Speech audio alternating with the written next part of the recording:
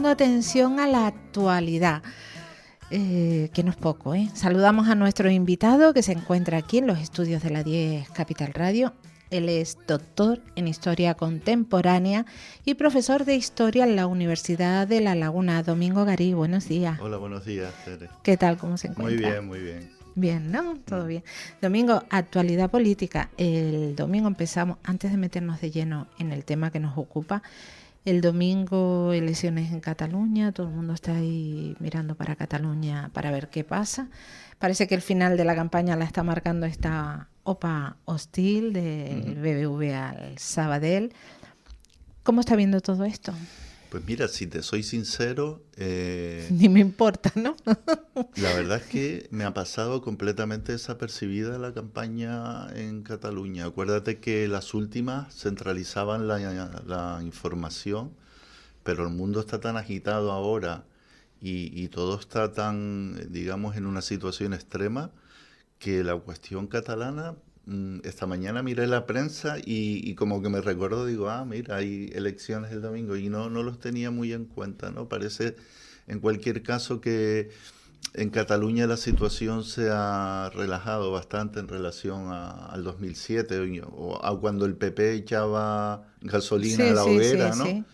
Digamos que las políticas de Pedro Sánchez de diálogo y de tratar de resolver el problema de la amnistía y todo esto, pues está funcionando porque está haciendo que la política fluya y se resuelva sin esas grandes llamados a la destrucción de la patria y todas las chorradas estas, ¿no? Con las que siempre están agitando. Decía eso, ni me importa, porque es la sensación, no es que no importe, sino que no preocupa tanto. Es la situación general. Yo no sé si parte de esto tiene ese golpe de efecto de Pedro Sánchez cuando anunció esos 5 días de reflexión en plena campaña en Cataluña, ¿no? Puede Diluyó ser, el interés. Hay muchas jugadas ahí que se dan, ¿no? En tiempo real, como se dice en el mundo del deporte, y hay que dejar un poquito de margen temporal para luego poderlas analizar cuando las cosas se hayan decantado, ¿no? No sabemos exactamente muy bien cuál fue la motivación última, si es que no era simplemente el acoso al que estaba siendo sometido Pedro Sánchez y el presidente y a través de su mujer, ¿no? Y su familia. Puede ser que esa haya sido la única razón, no lo sabemos.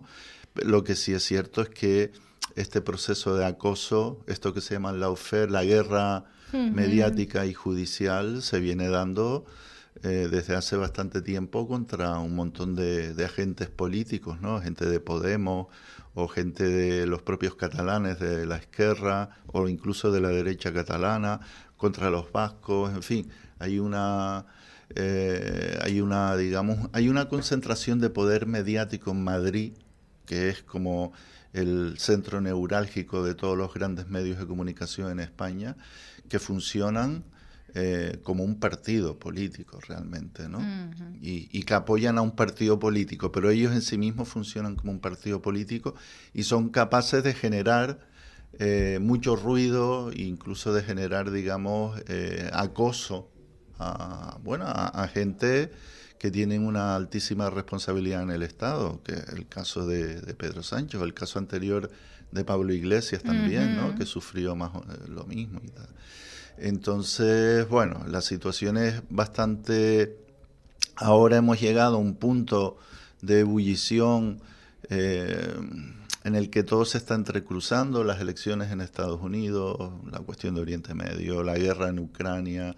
Hay una cantidad de conflictos ya no latentes, sino reales, que hacen que un territorio que en el contexto de España tiene importancia, como es Cataluña, pero en el contexto del mundo es irrelevante, pues nos pase desapercibido. Una cuestión, no la tenía, pero me acaba de llegar a la mente y que tiene que ver con la actualidad en Canarias y concretamente con colegas de profesión, profesores. No sé cómo está viendo toda esta situación de las oposiciones de profesores en las que 2.138 se quedan en la calle. Pues me parece muy mal, dicho rápido y pronto, porque Se supone que nosotros tenemos un gobierno autónomo en el cual hay una consejería de educación que debería de velar por los intereses de los profesionales que se forman aquí y que trabajan aquí, ¿no? Entonces, creo que ha sido muy mal gestionado el asunto este de la publicación de las plazas, y los trabajadores interinos de la educación, que es a los que les va a afectar todo este asunto, que llevan muchos años trabajando y que se pueden ver en la calle, muchos se van a ver en la calle de hecho, me parece que es una metedura de pata del gobierno anterior, hay que decirlo, ¿no? De la Consejería de Educación del gobierno del Pacto de las Flores, de la consejera Manuela Armas, ¿no? Que fue la que le dio luz verde al asunto este. Yo creo que es lamentable, ¿no? Que pueda suceder este tipo de cosas, ¿no? Un desplazamiento tan grosero de trabajadores canarios o de gente que ya llevaba años trabajando en Canarias por toda una remesa de miles de personas que vienen ahora a sustituirlo. 2.138. Es una cosa increíble. Bien. Que por otra parte, vamos a ver dónde consiguen casas para alquilar. También hay que, a no ser que también pretendan echar de sus casas por no poder pagarla si se quedan en la calle. Domingo, hemos nombrado lesiones en Estados Unidos, Oriente Medio. Inevitablemente tenemos que hablar de Palestina. Tenemos que hablar de ese genocidio, porque yo lo digo así, y todo el mundo, casi todo el mundo lo concibe así, del gobierno de Israel sobre la población civil de Gaza. ¿Hasta dónde va a llegar esto? Pues da la sensación que hasta donde quiera Netanyahu y el gobierno israelí, ¿no? Porque ya, en fin, si nos remitimos al inicio de este genocidio, ¿no? Que empezó con el gobierno de Israel diciéndole a la población palestina que se fuese del norte de Gaza y que se fuese a refugiar al sur, y efectivamente más de 1,5 millones de personas por miedo abandonaron sus casas, que luego fueron demolidas con los sucesivos bombardeos, y se fueron a refugiar al sur, y ahora están todos aglomerados en un territorio ínfimo, más de 1,5 millones de personas que están siendo bombardeadas. O sea, una cosa realmente muy sorprendente que todavía pueda existir gobiernos, como en el caso de gobiernos de la Unión Europea o la propia Comisión Europea, que no hagan algo más tajante y más serio para parar este genocidio. No es que no estamos hablando de una guerra, no estamos hablando del conflicto de Rusia y Ucrania, en el que son territorios muy grandes. Los dos tienen grandes ejércitos, el ruso tiene el suyo, Ucrania tiene el suyo y además apoyado por la OTAN. En fin, hay un equilibrio de fuerzas más o menos, digamos, tradicionales en un conflicto militar.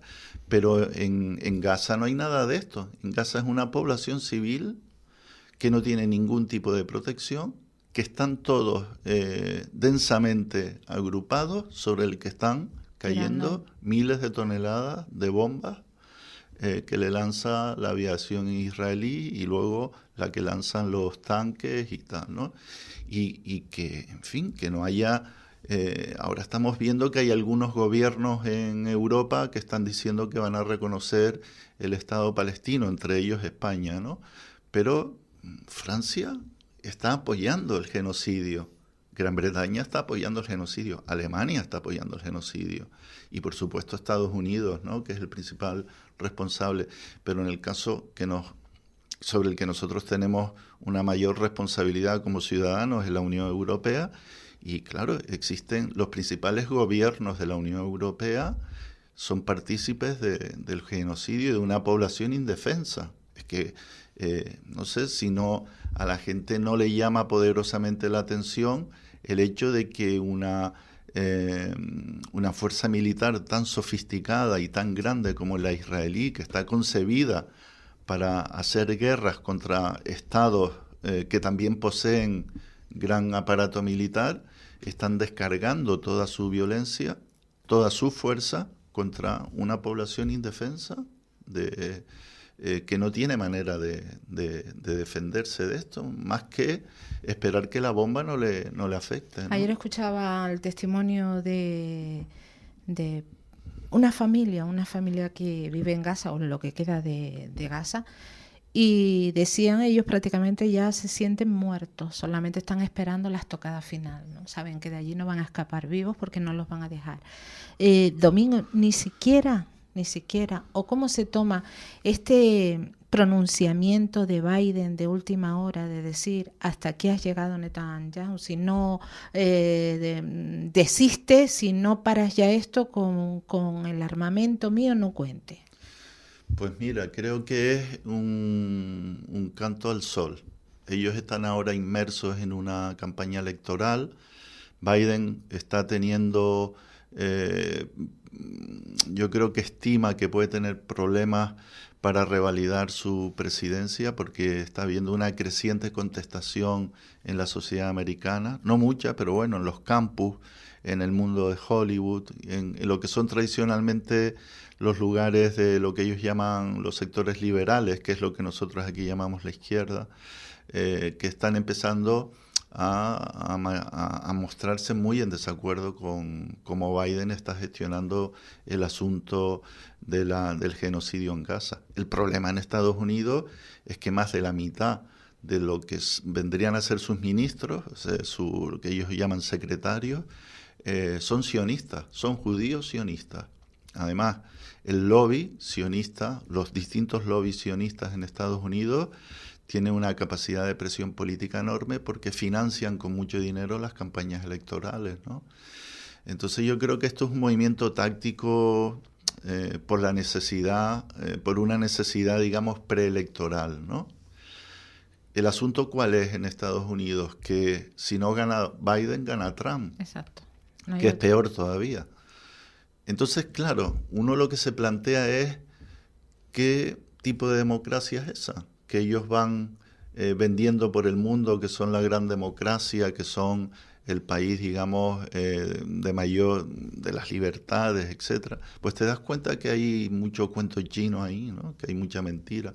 Para empezar, que no exista la posibilidad de un tercer partido en Estados Unidos llama mucho la atención. Un partido que represente los intereses de lo que en términos muy generales podríamos denominar el socialismo, los intereses de los trabajadores, de los negros, de los sectores más golpeados, de la gente más progresista, ¿no? Sino claro, todos tienen que pasar por el embudo polarizada totalmente, ¿no? de dos partidos que son muy iguales, ¿no? Y dice, pero bueno, ¿qué democracia es esta? Como cualquier país de Europa, de la Unión Europea, es mucho más pluralista que los Estados Unidos desde el punto de vista político, ¿no? Entonces, bueno. Decía, sionistas que financian, judíos sionistas que financian campañas, pero también financian las universidades. De ahí también esa represión, esos palos que hemos visto en la Universidad de Michigan, sí, principalmente financiada por judíos sionistas. Sí, y en Columbia también, que es una gran universidad de Nueva York, que además es una universidad que acogió durante muchos años a uno de los profesores de literatura comparada más relevantes del mundo, que se llamaba Edward Said, y que era profesor en Columbia y que dejó una importante, digamos, escuela y estela, ¿no? Con su docencia, su magisterio. Pero bueno, estamos viendo ahí que claro, hay un poder grande de todas estas grandes universidades privadas y también en las públicas, ¿no? Pero la mayoría de las que han saltado son universidades privadas en las que los que mandan son los fondos de inversión, muchas veces atravesada por capital judío, de fondos de inversión, de bancos, de estos lobistas, porque la estructura de la universidad americana no se parece a la española y a la europea, ¿no? Digamos que, por ejemplo, Columbia, que es una de las principales universidades de Nueva York, es el mayor propietario de suelo de la ciudad de Nueva York. Es decir, que ellos funcionan más como si fuesen, digamos, grandes empresas capitalistas en este mundo neoliberal, que como verdaderamente instituciones económicas, universitarias, docentes, ¿no? Están se mueven más por las presiones que vienen del mercado, como si fuese otro tipo de escenario distinto al universitario, que como la propia universidad. Y llama muchísimo la atención la violencia que ha utilizado el Estado para reprimir al movimiento estudiantil, ¿no? Una cosa terrible, en todas las universidades, de la costa este a la costa oeste, ¿no? Lo cierto es que los movimientos estudiantiles, movimientos universitarios, se han expandido por toda Europa, los tenemos en España afortunadamente, particularmente me siento orgullosa de ver esas acampadas en Barcelona, en Madrid, acampadas por la paz contra el genocidio. ¿Qué opinión? ¿Deberían ser más? Sí, yo creo que deberían de ser más. Creo que las universidades siempre son especialmente sensibles, ¿no? Para ponerse a la cabeza de este tipo de reivindicaciones, donde por delante lo que se defiende es la justicia, los derechos humanos, etcétera.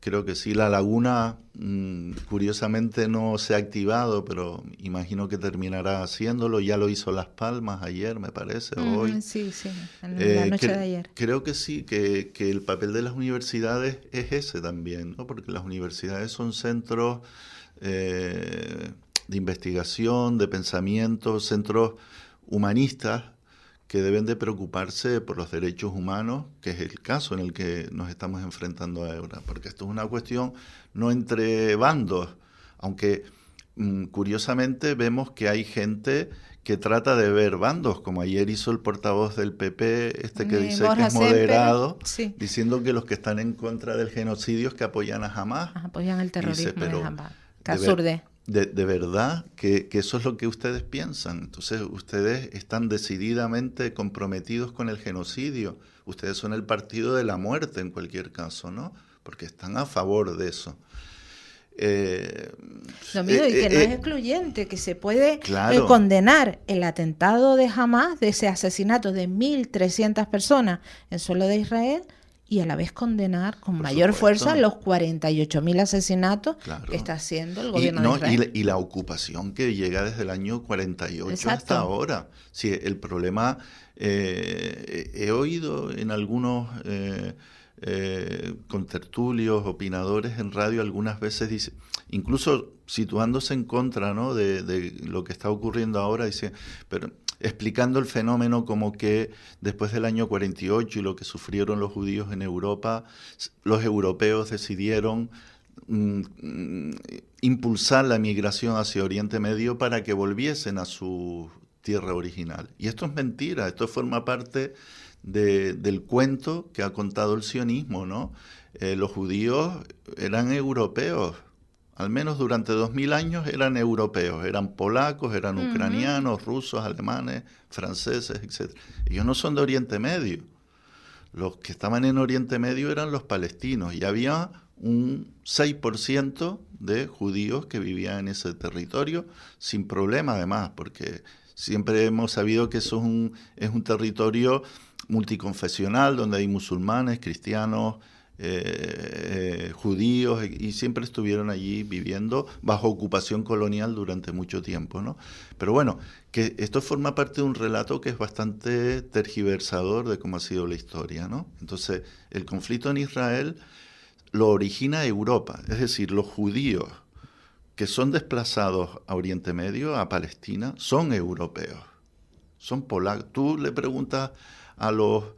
si le pudiésemos preguntar hoy a la inmensa mayoría de los habitantes de Israel de dónde son sus abuelos, todos sus abuelos son de Europa. Exacto. Son todos europeos. Entonces, ¿qué ocurre aquí? Que estamos en un episodio del colonialismo europeo, pero encauzado a través de lo que llamamos el Estado de Israel, que fue una invención de los ingleses. La conferencia de Balfour en 1917 decidieron crear el Estado de Israel allí. Tenían otras opciones, habían pensado en Uganda, en Argentina, en Australia, pero no, decidieron ponerlos allí. Yo creo que decidieron ponerlos allí porque aquello era un territorio que a principios del siglo XX ya se sabía que era un territorio muy sensible porque atesoraba las inmensas mayorías de los recursos energéticos de gas y de petróleo del mundo, ¿no? Entonces Israel es allí una quinta columna, ¿vale?, de los intereses europeos y luego norteamericanos en la zona. Por eso no lo hicieron en Uganda, en Madagascar, en Tanzania, en Australia. Era allí, claro, era, ¿no?, poner una pica en Flandes, como se decía antes, ¿no? Nos quedan apenas 2 minutos. Una cuestión, mucha gente se pregunta, decir, bueno, ¿y por qué no pueden, si Egipto está tan del lado de los palestinos, o creen en la justicia de que no tienen por qué estar sufriendo eso? ¿Por qué no abre sus fronteras para que puedan salir de allí? Ayer escuchaba también un testimonio de un gazatí que pudo salir previo pago de $5,000 a una agencia oficial de Egipto. Si no pagas, no te dejan salir. Claro, pero digamos que el fenómeno tiene muchas aristas, ¿no? Porque eso es lo que querría Israel, que todos los palestinos se fueran y quedarse con el territorio, porque además ese territorio tiene gas. Israel está interesado en el gas de ese territorio, ¿no? Pero yo te diría que acuérdate que en Egipto hubo una primavera árabe, que se depuso una dictadura, la de Mubarak, que la elección del pueblo egipcio fue elegir a Mursi, que era de una organización islamista, pues hermana de la que sería Hamas, que se llaman los Hermanos Musulmanes, y entonces el ejército egipcio, con el apoyo de Estados Unidos y de Israel, promovieron un golpe de Estado. Colocaron a un nuevo militar que se llama Al-Sisi, que es el que gobierna ahora.